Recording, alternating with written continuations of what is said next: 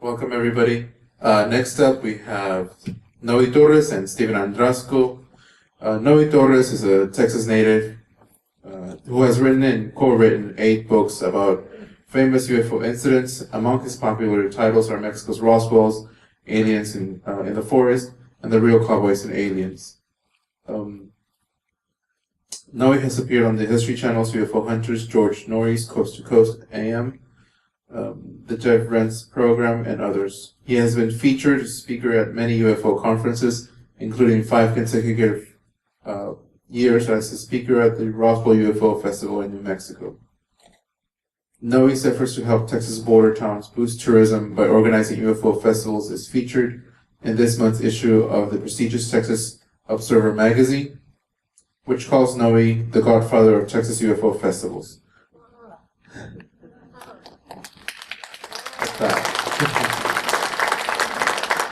Presenting along with Noe is Stephen Andrasko, who is currently writing his first UFO book. He's a local librarian and well-known storyteller. Stephen has spoken at a number of UFO conferences throughout Texas. Ladies and gentlemen, please welcome Noe Torres and Stephen Andrasko. They're speaking about UFO encounters in the wild, wild West.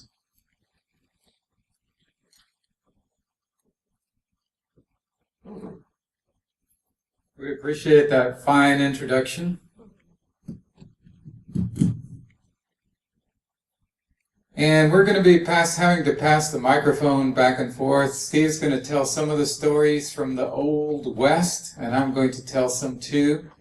But I'm going to start off by giving a general introduction about how this book got started and the idea for it and so forth. So I'm going to do, first of all, an introduction to how the book came about. As some of you already are well aware of, we've had UFO sightings and encounters throughout human history. As we look back in time, there have been numerous cases in the literature of the past, in the history of the past, in the artwork of the past. There is an astounding number of incidents where what was being depicted was something which did not exist on Earth at that time.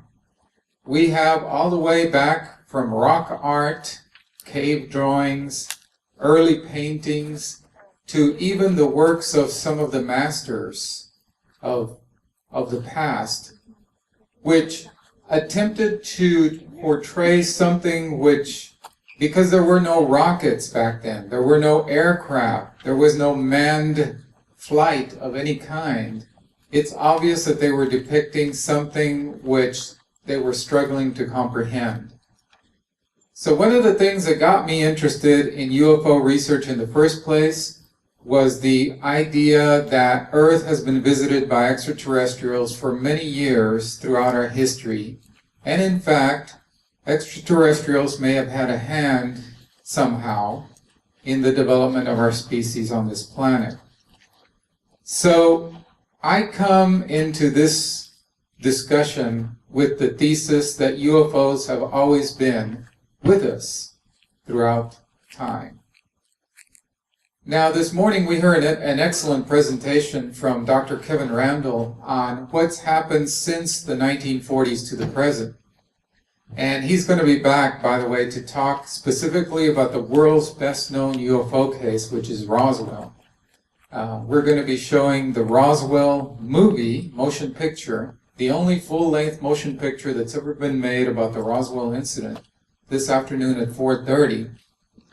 And then also, Dr. Randall is going to talk about the nearly 30 years experience he has doing research into the Roswell case and the latest information that's been discovered about pictures that were found of the alleged aliens that were recovered in Roswell.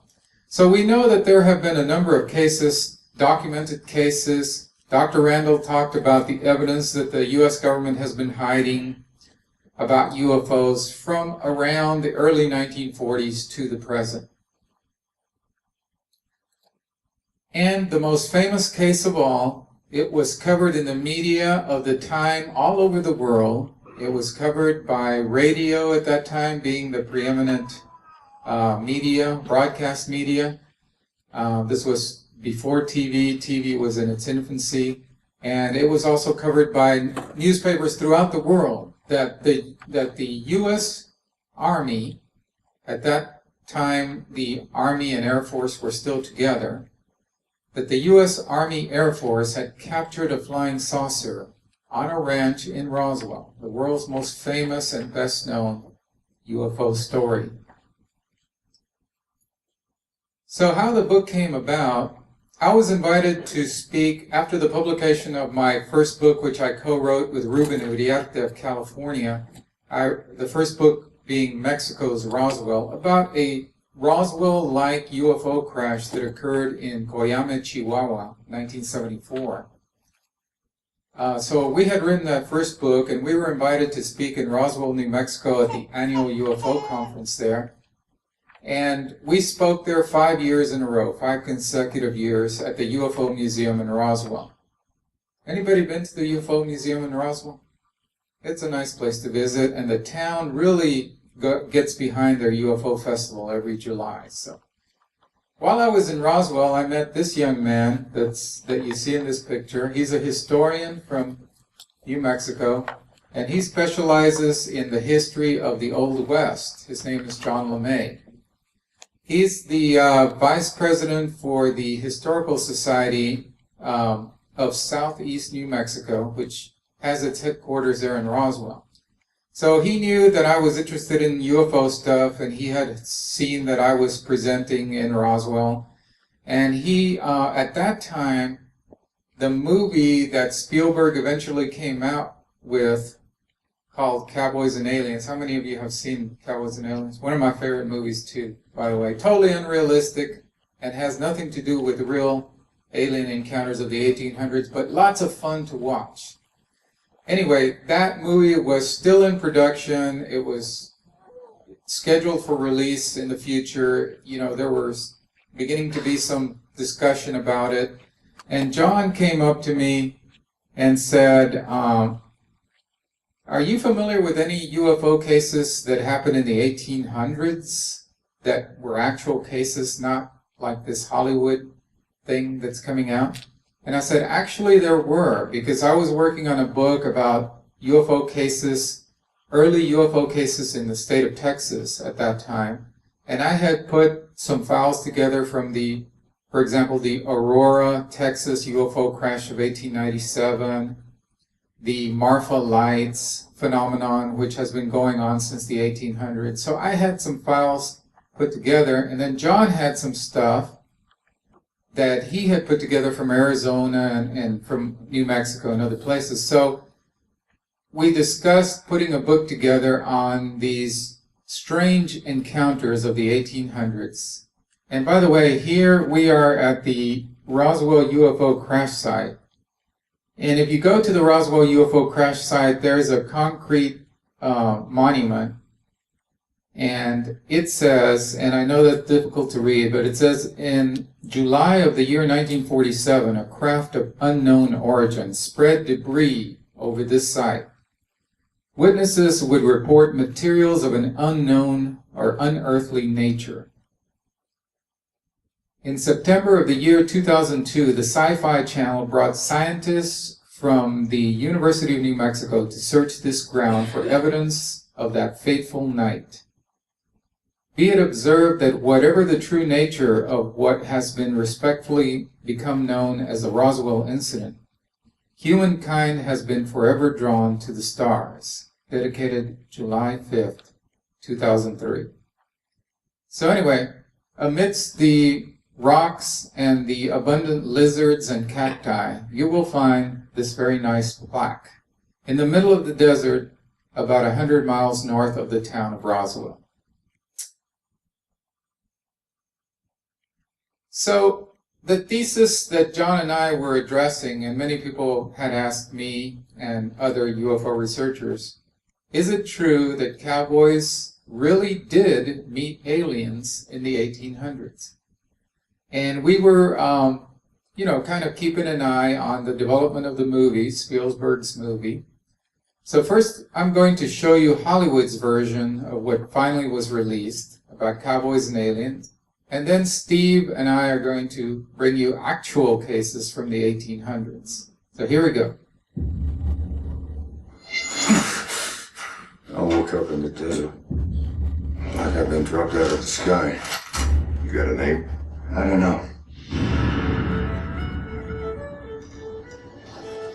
I'm gonna need you to come with us.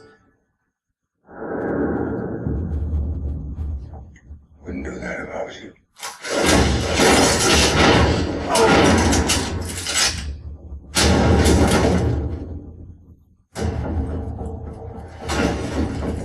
Yeah, that's Lonergan, boss. I want that man. You give him to me now.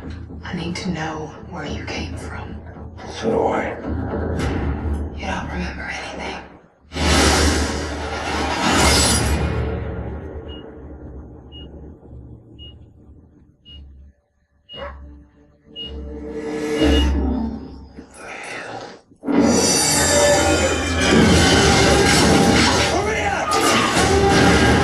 This part is cool, I really like this.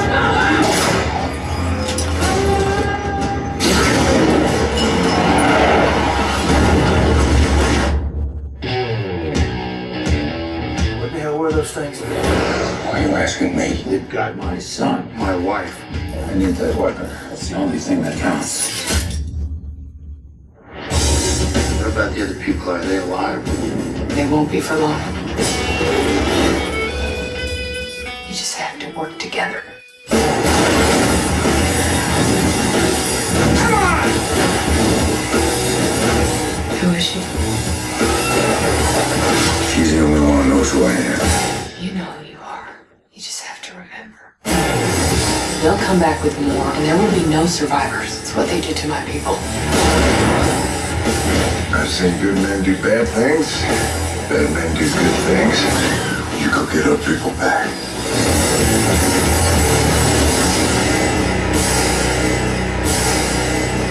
They're here. Lots of explosions. We step in. Looks like he's doing fine. God damn. Lots of explosions, lots of gunplay, drinking in the saloon, all the stuff you would expect from this mashup of cowboy movies and outer space bad guy alien movies. So that was Hollywood. And that's what apparently movie viewers, they think, want to see. So when our book came out, actually our release date was the same day that the movie came out, as it turned out. John LeMay and I had to kind of rush it. But we wanted, okay, people accuse us of writing the coattails of the movie. Okay, we admit we did that. That's all right. And we sold a lot of books. And this was one of the reviews we got. We got a lot of really good reviews on the book, but this was published in the Albuquerque Journal, which is New Mexico's leading daily newspaper.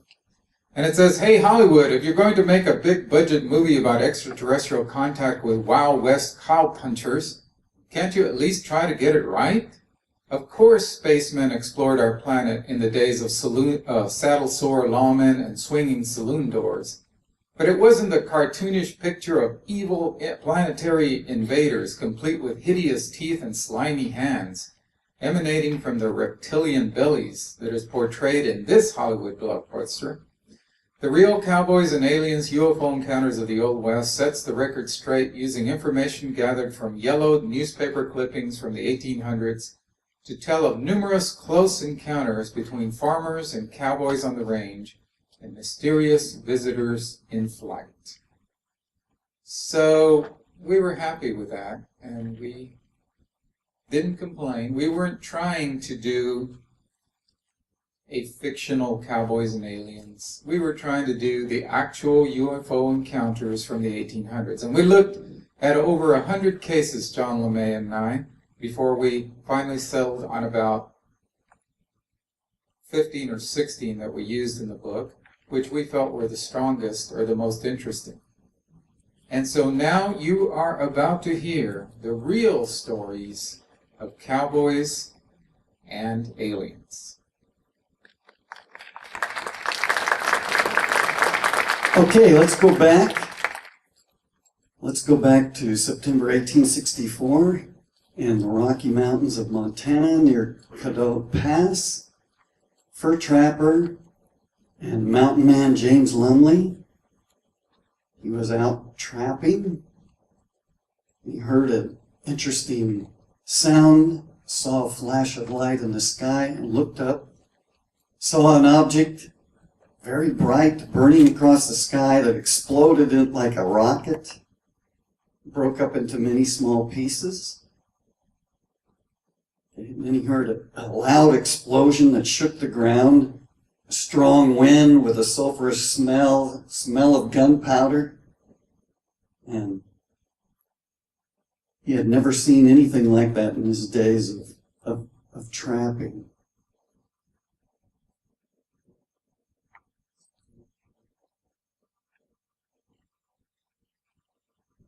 The next morning, he decided to go investigate what it was he saw.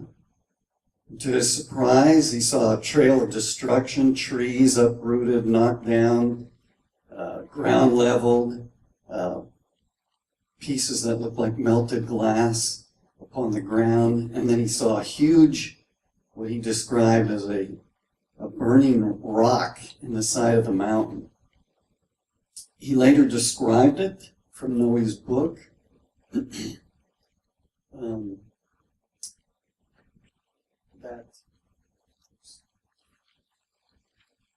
That inside there were different compartments that he walked into. He said he was confident about what he had seen.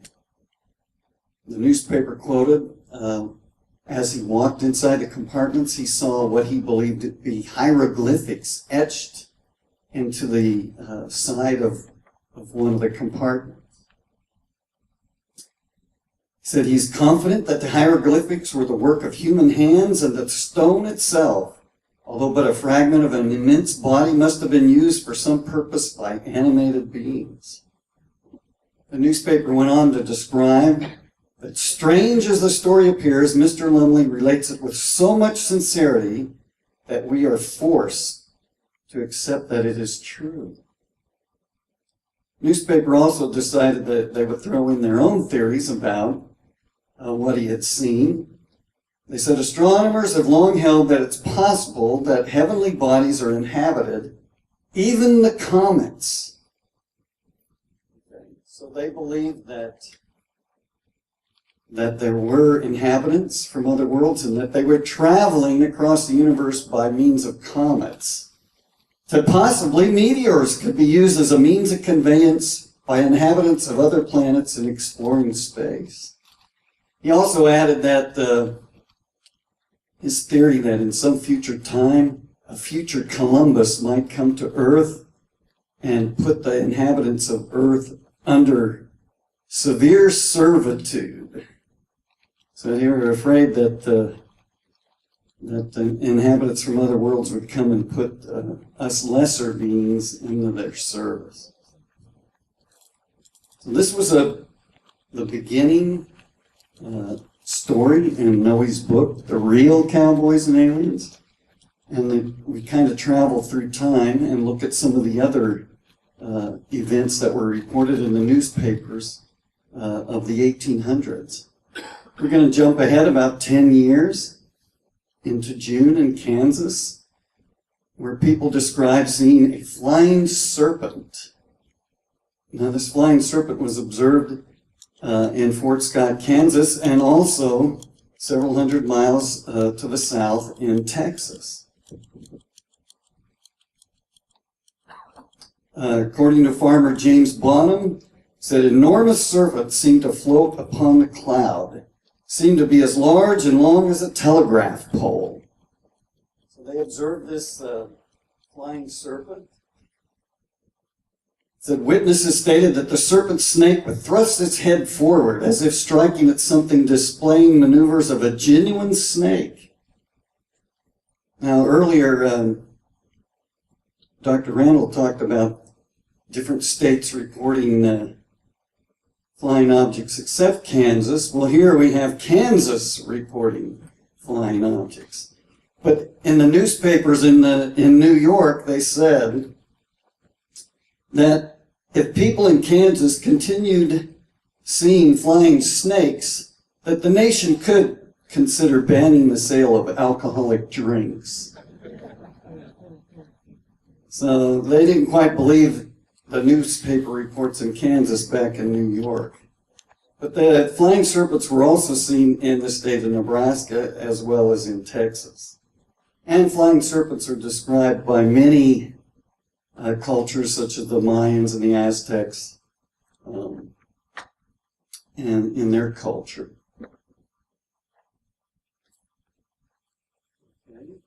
Now we'll jump ahead a few more years. And this took place in North Texas. Now, this isn't the famous Stevensville sightings that they saw just a few years ago. This is over 100 years ago. And a farmer was in his field, and this is the first time that the word saucer is probably used to describe a flying object. Farmer John Martin was out in his field. When he saw this object, he described about the size of an orange coming towards him from out of the sky.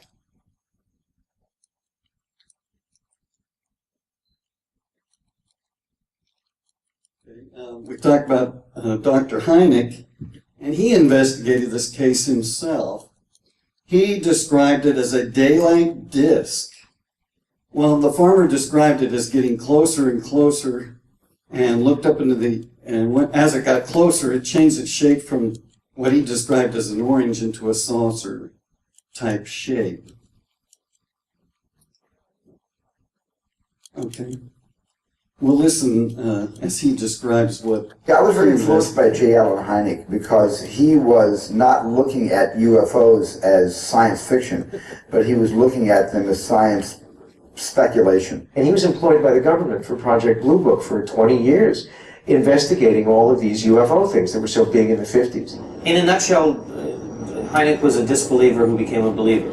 He found the witness reports very credible, and he found so many similarities from so many portions of America as well as throughout the world that he became a convert to the fact that the government was hiding something and something was afoot. At the end of it, the government disbanded Project Blue Book and said no evidence of any kind, of any sort.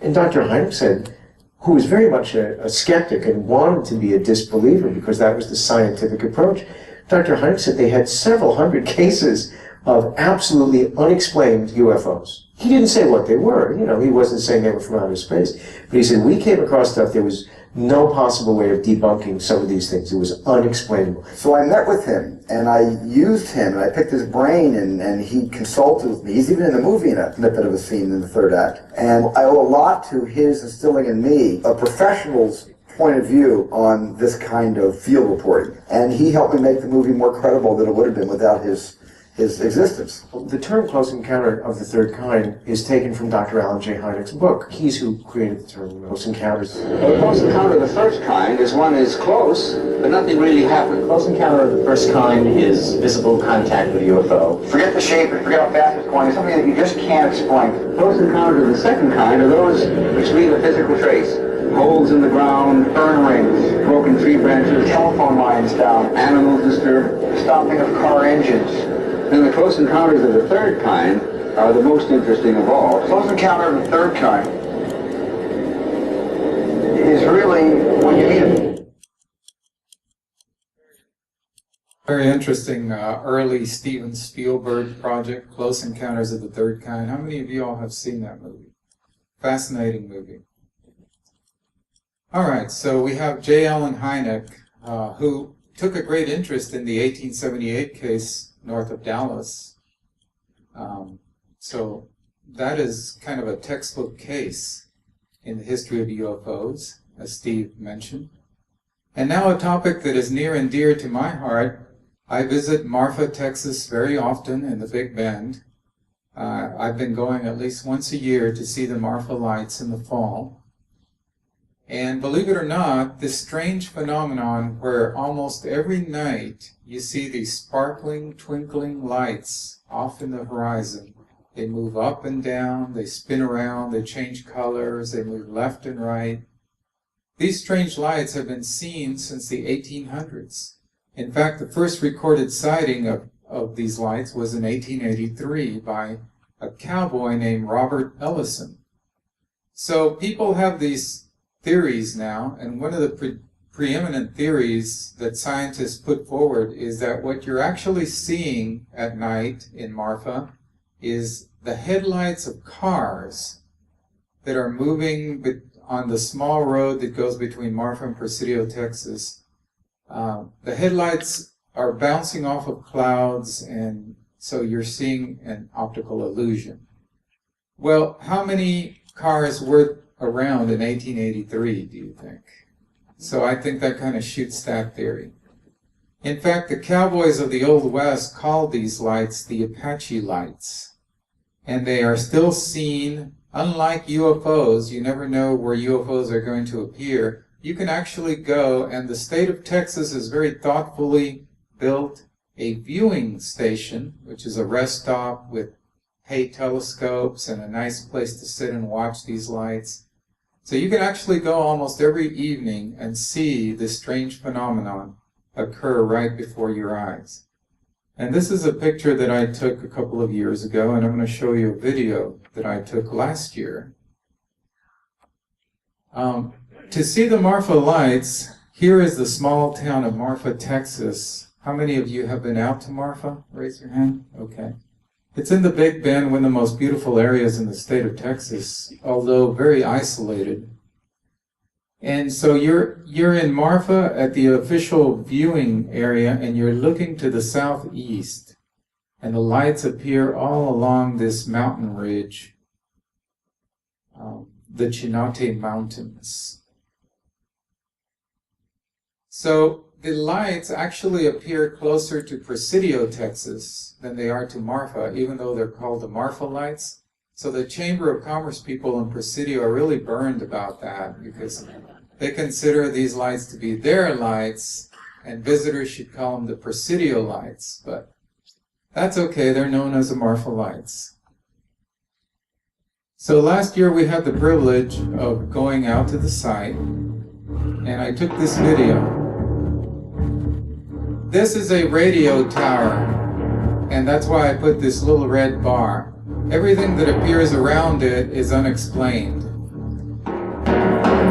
And I did four times normal running speed on this video.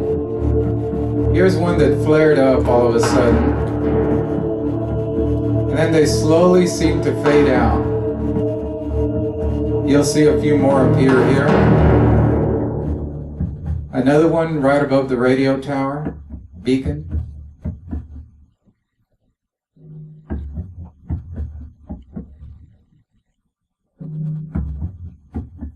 And some nights they are more active than others. There's some less bright ones here, very bright one here. Another one twinkling up here. Sometimes they seem to spin around and move. There's another bright one down here. There's another one, another one.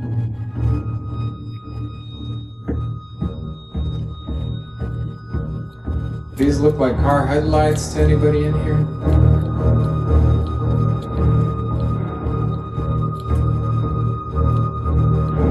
Oh, this one really intensified. Now, the video camera that I have does not do justice to the colors, but you'll see a lot of greens and reds and yellows in here. And we were looking also through an infrared, through nighttime scopes, and that is a very impressive view as well. I'll show you an example in a minute. There's another bright one.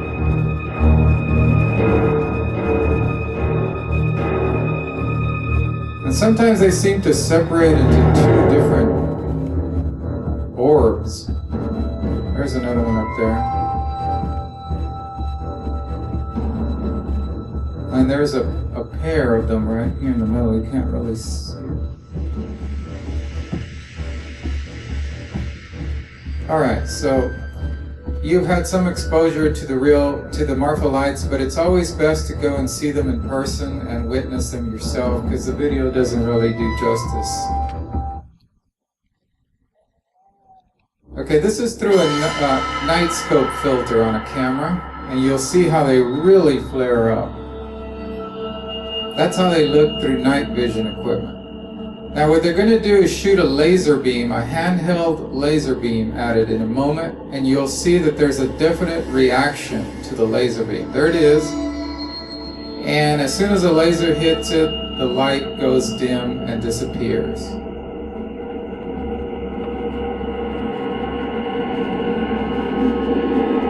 Turn the laser off and it comes right back on. Here's a cluster of the lights.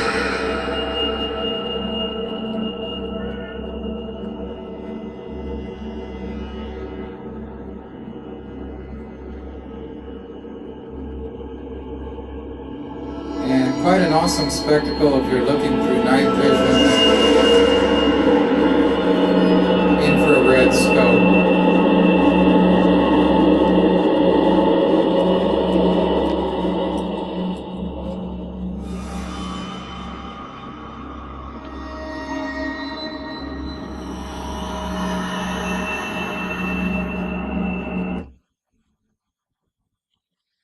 And that video was from our friends at the Laredo Paranormal Research Society, Ismael Cuellar and his crew, who have done these Marfa lights experiments over the past couple of years.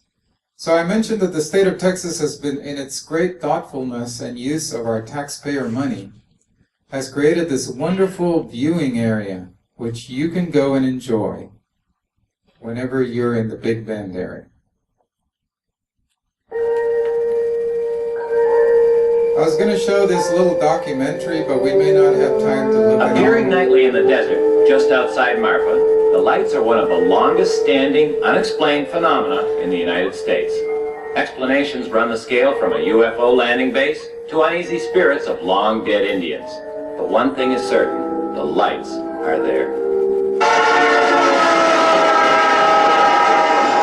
While some people in Marfa would prefer not to talk about these glowing lights, no one will deny they exist. The Chamber of Commerce will be glad to give you directions on how to go about viewing them, and the El Paisano Hotel even conducts a regular tour. We take people here at the hotel, usually on Saturday night. We have a scenic route that we take folks on, and part of it's the Marfa lights. And what we enjoy most that I do is taking people out that don't believe it. When you first start looking at them, you think they're car lights.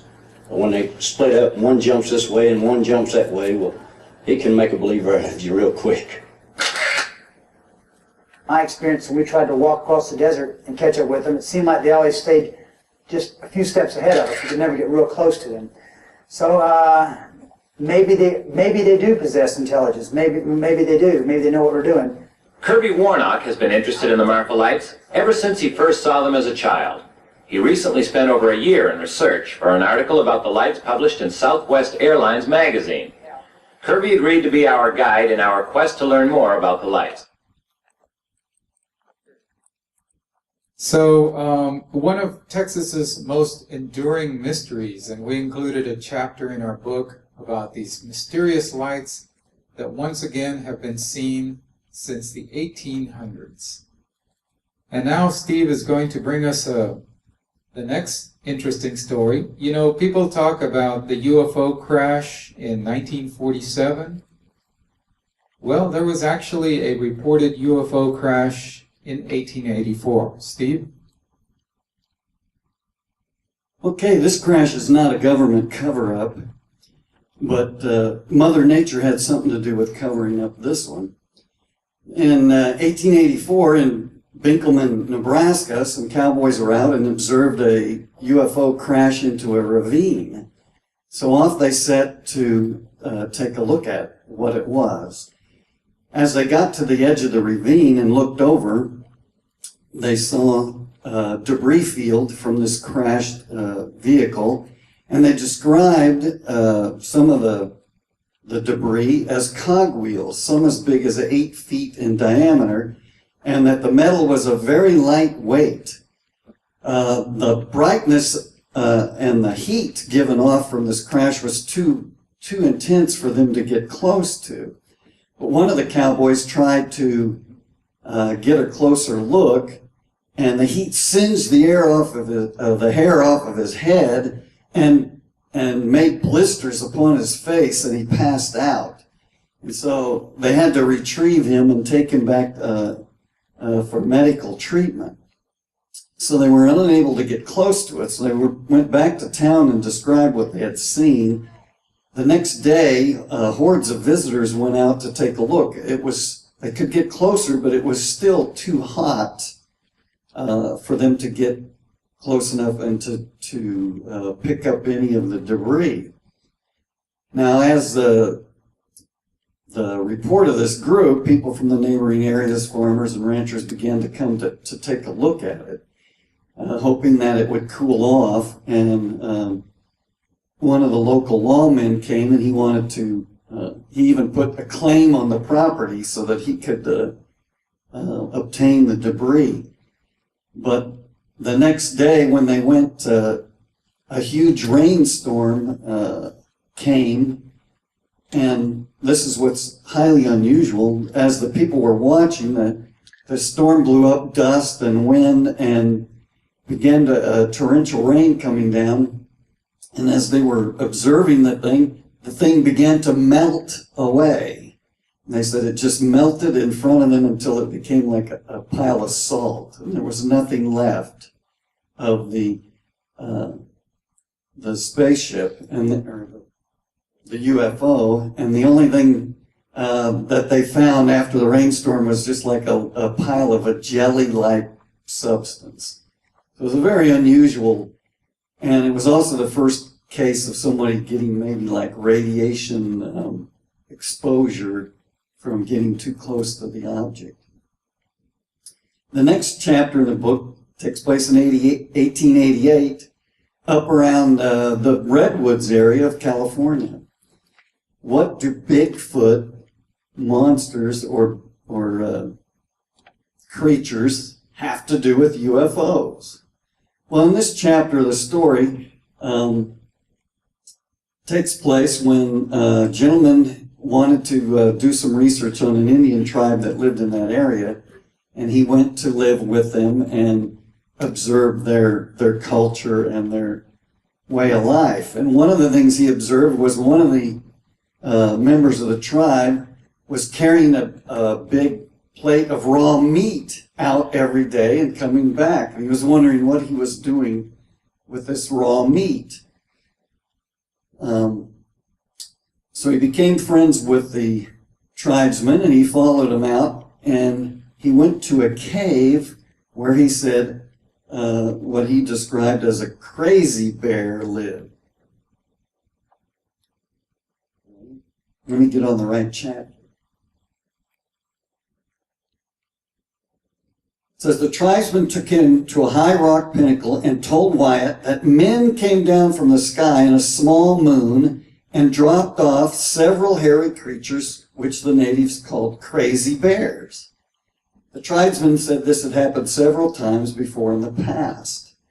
So they described a small silver moon coming down and leaving these crazy bears. The tribesmen would round up the crazy bears and take them because they believed that they possessed strong medicine, and they would take care of them and feed them while they were in the area. It says that Mr. Wyatt went back several times to meet this creature, but he only describes him one time in his diary. He never talks about if he tried to communicate with the Bigfoot creature or not. Now, several times since then, it seems like people have spotted UFOs and also had Bigfoot sightings in the same areas and around the same time and place when these things have occurred. So maybe maybe these creatures are being brought from somewhere else and left here. We don't want to run into Kathleen Martin's excellent presentation that's coming up, so we're going to wrap it up now. I'm just going to skip past a couple of the stories here, and then I want to cover kind of our most popular story in the book, which is the Aurora 1897 UFO crash. So we're going to skip the pterodactyl that was seen by the Cowboys near Tucson. And we're going to skip the explosion of a UFO over a Texas cotton gin in 1891. You can read about that in the book. Covered in the newspapers. The site still exists today. And we're going to skip the flying monster with a huge eye and hundreds of fins seen in Crawfordsville, Indiana.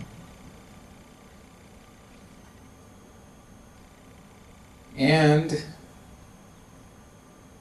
we're going to skip, unfortunately, the underwater UFO, which electrocuted some men who were standing on the shore.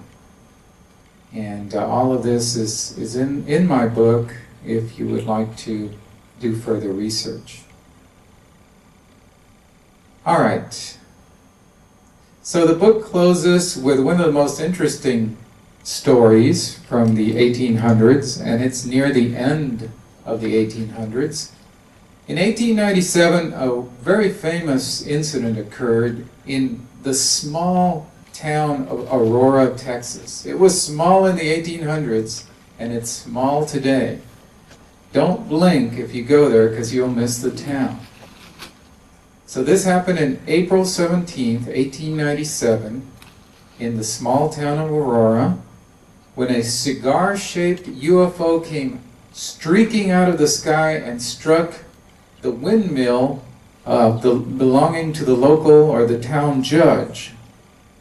And the residents came out, and amidst all the metallic debris of the crash, they found a non-human pilot.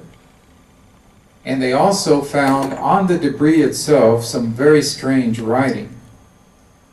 So this occurred in Aurora, Texas, which is shown here on the map, located northwest of Fort Worth. And you can actually go there and view a historical marker about this incident, which I'll show you in a minute. Here's an artwork done by my friend Neil Reeby, who illustrates comic books. He does a lot of Godzilla film, Godzilla fan magazines and stuff. And he did the artwork for our book. Very talented artist. And this is this cylindrical object coming out of the sky, striking the judge's windmill, and then coming to rest in the center of town. It was covered in the newspapers of the day, all the way from the Dallas newspaper to Fort Worth and other papers in the Southwest. So just summarizing what this one article says, it says, about 6 o'clock this morning, the early risers of Aurora were astonished at the sudden appearance of the airship, which has been traveling around the country. It was traveling due north and much nearer the earth than ever before. Evidently, some of the machinery was out of order, for it was making a speed of only 10 or 12 miles an hour and gradually settling down toward the earth. It sailed directly over the public square. When it reached the north part of town, collided with the tower of Judge Proctor's windmill, went to pieces with a terrific explosion, scattering debris over several acres. The pilot of the ship is supposed to have been the only one on board, and while his remains are badly disfigured, enough of the original has been picked up to show that he was not an inhabitant of this world. So if you go today to Aurora, assuming you can find it, maybe with GPS, I don't know, you will see this marker, which was put up by the State of Texas Historical Commission, which says down near the bottom, this site is also well known because of the legend, and of course they had to put that in, that a spaceship crashed nearby in 1897, and the pilot killed in the crash was buried here. 1947 Roswell incident may be the most famous UFO crash story of all time. But was it the first? On April 17, 1897, a mysterious airship was seen in the skies over the small Fort Worth suburb of Aurora, Texas, on a collision course with the home of a local judge. The story of the Aurora crash is fairly simple and straightforward. According to the newspaper accounts at the time, early in the morning of April 17, 1897, a large silver cigar-shaped object came fluttering closer and closer to the earth, struck a tower at Judge Proctor's house, exploded, scattering debris all over the place. 2 days later, April 19, 1897, the Dallas Morning News reported, about 6 o'clock this morning, the early risers of Aurora were astonished at the sudden appearance of the airship which has been sailing through the country. It was traveling due north, and much nearer the Earth than ever before. It sailed directly over the public square, and when it reached the north part of town, collided with the tower of Judge Proctor's windmill, and went into pieces with a terrific explosion.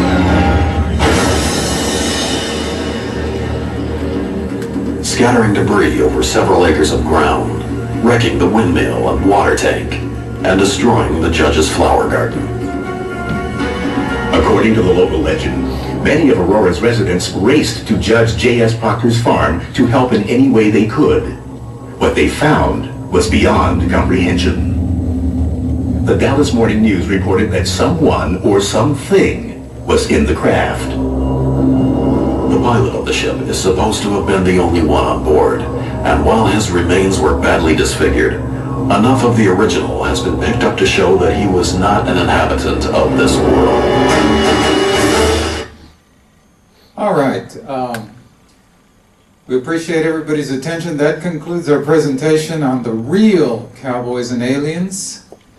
And everybody wants to certainly stand by for our next presenter, Kathleen Martin, the niece of Betty Hill. It's going to talk about the amazing experience that her aunt and her uncle, Betty and Barney Hill, had in 1961, where they were taken aboard a UFO and they were shown a map of stars which many years later astronomers confirmed do exist, only they were shown to Betty and Barney Hill in reverse. In other words, looking from someplace else toward the Earth.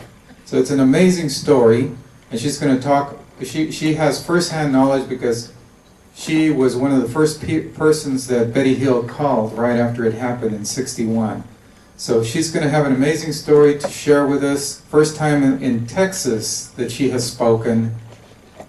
So we're very elated to bring her here today. She travels all over the world talking about the Betty and Barney Hill story. And she'll be with us in 10 minutes. So everybody relax, get something to drink, get a snack, and we'll be back in 10 minutes. Thank you.